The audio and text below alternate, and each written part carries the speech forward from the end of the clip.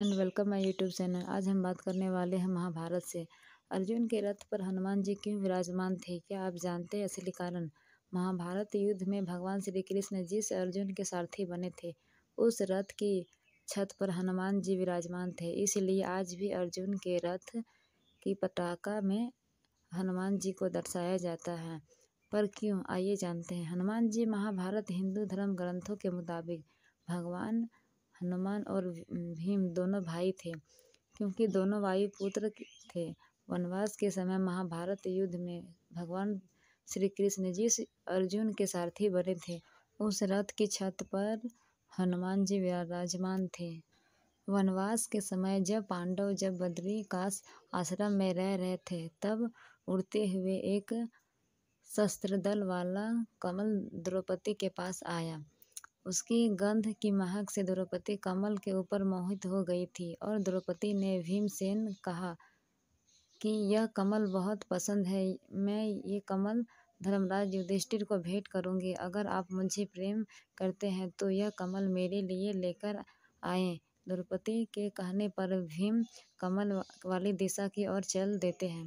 भीमसेन चलते चलते गंधमादक पर्वत के ऊपर पहुँचे। उसी पर्वत के ऊपर एक बगीचा था जो कई योजन में फैला हुआ था। उस बगीचे में हनुमान जी रहते थे।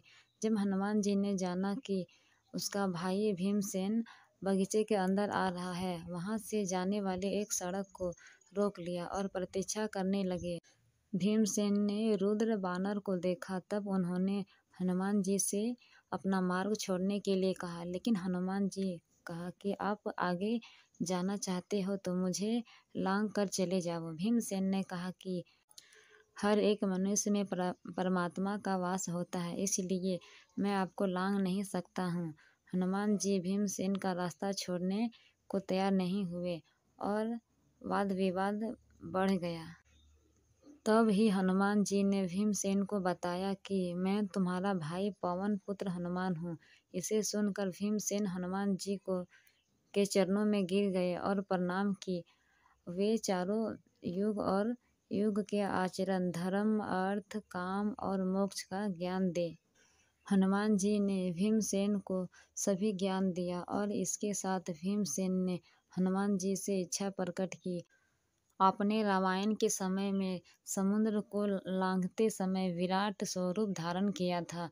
उस स्वरूप के दर्शन करने हैं। आप मुझ पर कृपा करें और वह स्वरूप मुझे दिखाए। हनुमान जी ने वह स्वरूप दिखाने से मना कर दिया, लेकिन भीम ने जिद पर डटे रहे। तब हनुमान जी ने अपने विराट रूप के दर्शन कराए। वह रूप उगते हुए सूर्य के समान था। भीमसेन उसे देख नहीं पाए। हनुमान जी ने भीम से कहा कि तुम कोई वरदान मांग लो, अगर तुम कहो तो मैं दुर्योधन, दुशासन, धृतराष्ट्र को बंदी बनाकर तुम्हारे सामने पेश कर दूंगा, जिससे यह युद्ध टल जाएगा।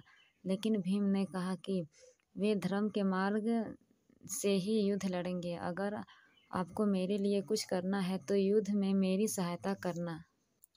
तब हनुमान जी ने वचन दिया कि तुम सब जब दुश्मनों का वध कर रहे होगे, तब मैं तुम्हारे साथ रहूँगा। मुझे वहाँ मौजूद पाकर दुश्मनों के प्राण निकल जाएंगे। आपको हथियार चलाने की भी आवश्यकता नहीं पड़ेगी। बाद में भीम ने हनुमान जी से कहा कि मुझे सबसे अधिक चिंता भाई अर्जुन की है, क्योंकि वही एक महाधनुर्धर है और कौरव पक्ष उनको मारने का प्रयास करेंगे। कृपया अर्जुन के रथ के लिए कुछ कीजिए। हनुमान जी ने कहा कि तुम चिंता मत करो, मैं अर्जुन के रथ के ऊपर विराजमान हो जाऊंगा, क्योंकि अर्जुन के रथ के ऊपर भयानक से भयानक अस्त्र और शस्त्र का प्रयोग कौरवों द्वारा होगा। अगर मेरा वजन उस रथ के ऊपर होगा तो रथ को कोई भी हिला नहीं पाएगा। तो इसी वरदान के कारण हनुमान जी भीम जी के साथ लड़ रहे थे और इसी वजह से अर्जुन के रथ के ऊपर बैठे थे। आपको शायद ही पता होगा कि जब महाभारत का युद्ध समाप्त हो गया था और जब अर्जुन के रथ के ऊपर से हनुमान जी भगवान श्री कृष्ण नीचे उतर गए थे, उसी क्षण अर्जुन के रथ में विस्फोट हो गया था, क्योंकि अर्जुन के रथ के ऊपर से शत्रुओं ने इतने अस्त्र शस्त्र चलाए थे, वह रथ बाद में चूर चूर हो गया। आपको ये जानकारी कैसी लगी? फिर मिलेंगे फ्रेंड एक नई वीडियो के साथ। Thank you.